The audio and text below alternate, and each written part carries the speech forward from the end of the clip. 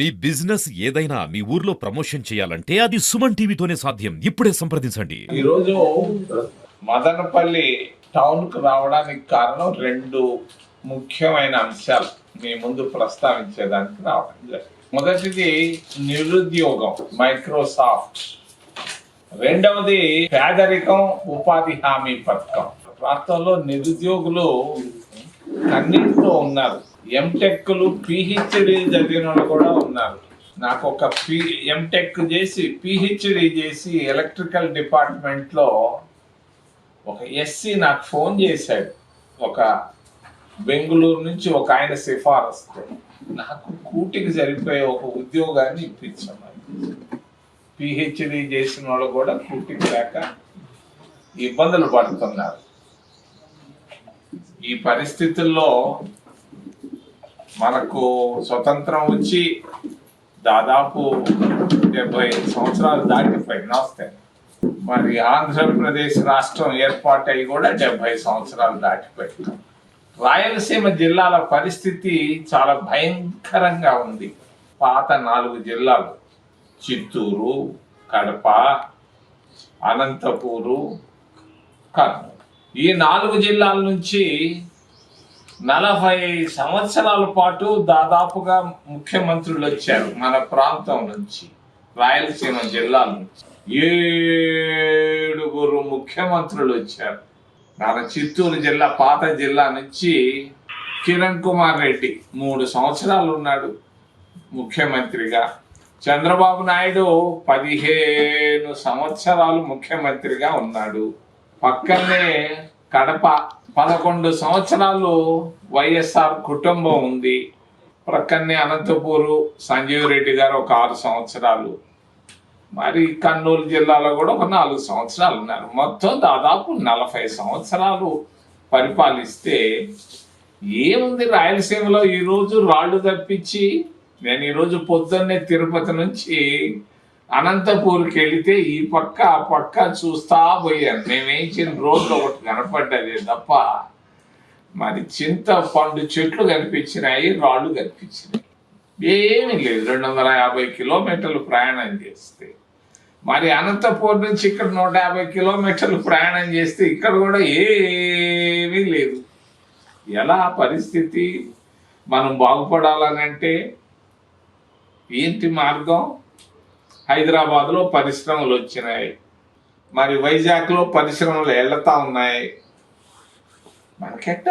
మన రాయలసీమకి ఏంది? ఇదేనా పరిస్థితి? కరువేనా? ఈ రాళ్లతోనే మనం బతకాలనా? మరి ఈ పరిస్థితుల్లో మనకు ఒకటే ఒక మార్గం, మైక్రోసాఫ్ట్. ఏంటి మైక్రోసాఫ్ట్? ఎందుకు వచ్చింది ఈరోజు మైక్రోసాఫ్ట్? 7 ముఖ్యమంత్రులు చేయలేని పని ఒక్క మైక్రోసాఫ్ట్ ఒకటే చేయగలదు. అనంతపూర్ జిల్లాలో పుట్టినటువంటి ఒక బిడ్డ, ఆయన పేరు యుగంధర్.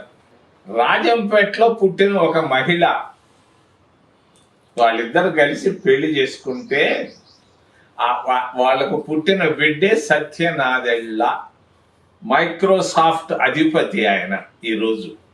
మరి ఆ మైక్రోసాఫ్ట్ అధిపతి సత్యనాదెళ్ళ ఈ మధ్యనే ఢిల్లీకి వచ్చాడు. ప్రధానమంత్రిని కలిశాడు.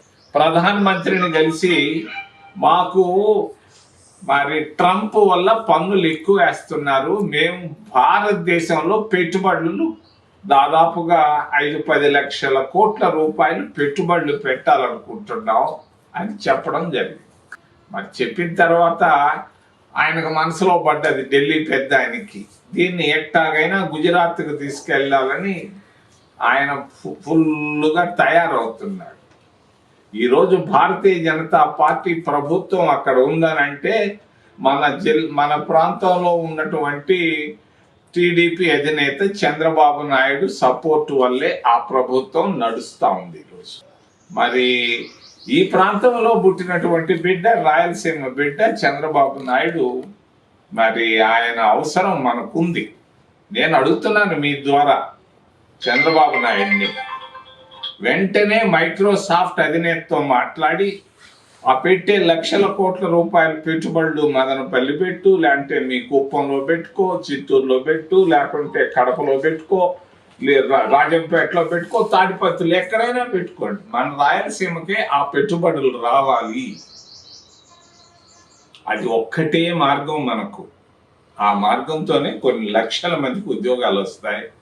మరి కన్నీళ్లు తొడవాలి నిరుద్యోగులు, మన ప్రాంతం బాగుపడాలి, రాయలసీమ ప్రాంతం హైదరాబాద్ లాగా తయారు కావాలనంటే మార్గం ఒకటి, మైక్రోసాఫ్ట్. నేను నిన్ననే ఆయనతో మాట్లాడడం జరిగింది, సత్యనాదెళ్ల గారితో. ఆయన నాకు బాగా తెలుసు. ఆయన తండ్రి యుగంధర్ గారు నాకు మంచి స్నేహితుడు. మరి నా ప్రయత్నం నేను చేస్తున్నాను. చంద్రబాబు నాయుడు ఎక్కడున్నాడో నాకు తెలీదు. ఆయన మీ ద్వారా నేను విన్నవిస్తున్నాను. నువ్వు వెంటనే మైక్రోసాఫ్ట్ అధినేతతో మాట్లాడి మైక్రోసాఫ్ట్ పెట్టుబడులు రాయలసీమలో మదనపల్లిలో పెట్టు. మంచి బాగుంది, హాయిగా ఎటువంటి వాతావరణం దర్జాగా ఉంటుంది. బెంగళూరు కంటే బాగుంది. ఎడ పెట్టించు. లేకపోతే నీ ఇష్టం వచ్చిందాక రాయలసీమలోనే ఆ పెట్టుబడులు పెట్టాలి. రాయలసీమలో చదువుకున్న ప్రతి బిడ్డకి ఉద్యోగం రావాలి అని చెప్పి నేను వారికి విన్నవిస్తూ, సత్యనాదెళ్లను కూడా నేను వినయంగా ఆయన్ని ప్రాధేయపడి అడుగుతున్నా. మైక్రోసాఫ్ట్ పెట్టుబడులు రాయలసీమ బిడ్డ, మరి మనందరం గర్వపడ్డదగ్గ బిడ్డ సత్యనాదెళ్ల ఈ ప్రాంతంలో పుట్టాడు. రాళ్లల్లోనే పుట్టారు వాళ్ళ తల్లిదండ్రులు. నేను చూశాను ఆయన తిరుపతిలో తిరగంగా. మరి తప్పనిసరిగా రాయలసీమకు పెట్టుబడులు పెట్టి ప్రతి బిడ్డకు ఉద్యోగం ఇవ్వాలని నేను డిమాండ్ చేస్తాను. నా ప్రయత్నాలు నేను చేస్తాను. రెండో విషయం పేదరికం కొట్టొచ్చినట్టు కనపడతా ఉంది రాయలసీమ జిల్లాల్లో. 3 పూటల్లో ఒక్క పూట కూడా భోంచేయలేకపోతున్నారు. నేను ఒక ప్రాంతానికి వెళ్ళాను రాయలసీమలో. అందరూ చికెన్ అంగళ్ళ దగ్గర నిలబడి ఉన్నారు. ఒక ఆయన అడుగుతున్నాడు, ఆ చికెన్ కాళ్ళు అన్నా నాకు ఇమ్మని. ఏంది చికెన్ ఏంది కాళ్ళు ఏంటంటే, ₹1 ఇస్తే ఒక 4 కాళ్ళు ఇస్తారంట. ప్రతి కోడికి 2 కాళ్ళు ఉంటాయి. ₹1 ఇస్తే 4 కాళ్ళు. నేను అడిగాను, ఏం చేస్తావు కాళ్ళు అంటే, తంతు పులుసు కాసుకొని తింటాను. ఇది పరిస్థితి రాయలసీమ జిల్లాల్లో పేదవాళ్ళ పరిస్థితులు. అందుకొరకే ఇది దృష్టిలో పెట్టుకొని మరి కాంగ్రెస్ పార్టీ అధికారంలో ఉన్నప్పుడు 20 సంవత్సరాల నాడు ఉపాధి హామీ పథకాన్ని తీసుకొని వచ్చాం. ఈ ఉపాధి హామీ పథకం వల్ల కొంత గ్రామీణ ప్రాంతాల్లో పేదరికాన్ని తగ్గించగలిగాం. కనీసం ₹100 కూలీ కాకుండా ₹200 కూలీ వచ్చేది. నెలకు ఒక ₹5,000 సంపాదించుకోగలిగే వాళ్ళు తక్కువ లేకుండా. మరి దాంతో జీవనం గడిపిస్తా ఉంటే, మొన్ననే పార్లమెంట్లో భారతీయ జనతా పార్టీ, చంద్రబాబు నాయుడు సపోర్ట్ చేసే పార్టీ ప్రభుత్వం ఒక నిర్ణయం తీసుకుంది. ఉపాధి హామీ పథకాన్ని చంపేసింది. కేంద్రం ఇచ్చేటువంటి 100కి 100 పాళ్ళు ఇచ్చే నిధుల్ని 60% మాత్రమే మేము ఇస్తాం, 40% రాష్ట్ర ప్రభుత్వాలు భరించాలి అని చెప్పారు. రెండోది అంతేకాదు, కూలీ రేట్లు కూడా భూస్వాములకు అనుకూలంగా ఉండే విధంగా తయారు చేస్తున్నారు.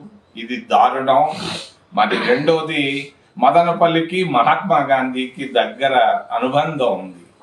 మరి బీటీ కాలేజీకి రవీంద్రనాథ్ ఠాగూర్ని పంపించినటువంటి వ్యక్తి ఎవరంటే మహాత్మా గాంధీ గారు. ఆ గాంధీ గారి పేరు మీద ఉన్నటువంటి ఈ జాతీయ ఉపాధి హామీ పథకాన్ని మరి తీసేసి ఎవరు నాకు తెలీదు, ఏం పేరు కూడా తెలీదు. తెలియని ఒక అనామకుడు ఎవరు నాకు తెలియని, ఎవరికి తెలియని వ్యక్తి పేరు పెట్టడం అనేది మరి